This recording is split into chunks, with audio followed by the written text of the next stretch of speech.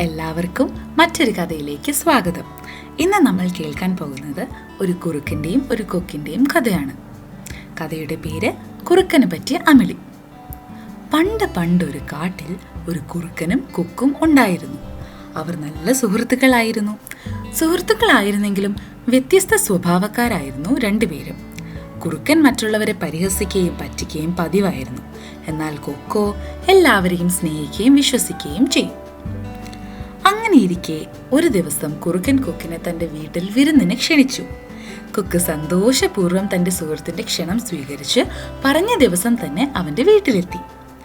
കുറുക്കൻ സ്വാദിഷ്ടമായ നല്ല സൂപ്പ് പാചകം ചെയ്ത് വെച്ചിരുന്നു. എന്നിട്ട് 2 പരന്ന പാത്രത്തിൽ ഇത് വിളമ്പി വെച്ചു. കൊക്കിന് നല്ല വിശപ്പുണ്ടായിരുന്നു.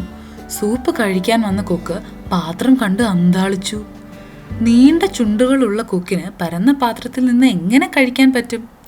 ഇതറിഞ്ഞിട്ടും തന്നെ പരിഹസിക്കാനായിട്ടാണ് കുറുക്കൻ തന്നെ വിളിച്ചു വരുത്തിയതെന്ന് കൊക്കിന് മനസ്സിലായി. എന്നിട്ടും അല്പം പോലും നിരാശയോ ദുഃഖമോ പുറത്തു കാണിക്കാതെ സുഹൃത്തിന് നന്ദിയും പറഞ്ഞ് കൊക്ക് മടങ്ങി.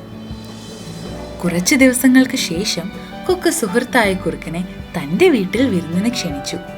ഇത് കേട്ട കുറുക്കൻ മനസ്സിൽ കരുതി, താൻ ഇത്രയും അപമാനിച്ചിട്ടും അതൊന്നും നോക്കാതെ തന്നെ വിരുന്നിന് വിളിച്ച കൊക്കിനെ സമ്മതിക്കണം. സന്തോഷത്തോടെ തന്നെ കുറുക്കൻ കൊക്കിന്റെ ക്ഷണം സ്വീകരിച്ചു.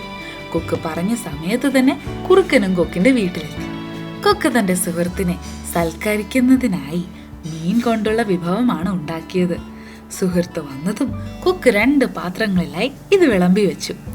പൊക്കമുള്ളതും ഇടുങ്ങിയതുമായ പാത്രത്തിലാണ് കൊക്ക് ആഹാരം വിളമ്പിയത്.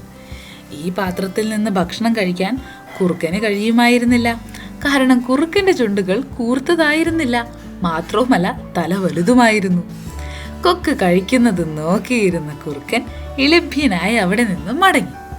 നമ്മൾ ഒരിക്കലും മറ്റുള്ളവരുടെ കുറവുകളെ പരിഹസിക്കരുത് എന്നൊരു വലിയ പാഠം കുറുക്കൻ അങ്ങനെ പഠിച്ചു.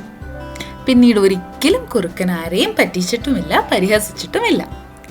അപ്പോൾ ഇന്നത്തെ കഥയുടെ ഗുണപാഠം എന്താണ്?